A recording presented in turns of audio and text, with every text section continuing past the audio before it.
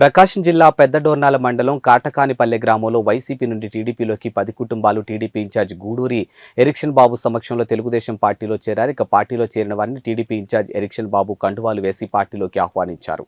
ఈ కార్యక్రమంలో డోర్నాల మండల టీడీపీ నాయకులు పాల్గొన్నారు.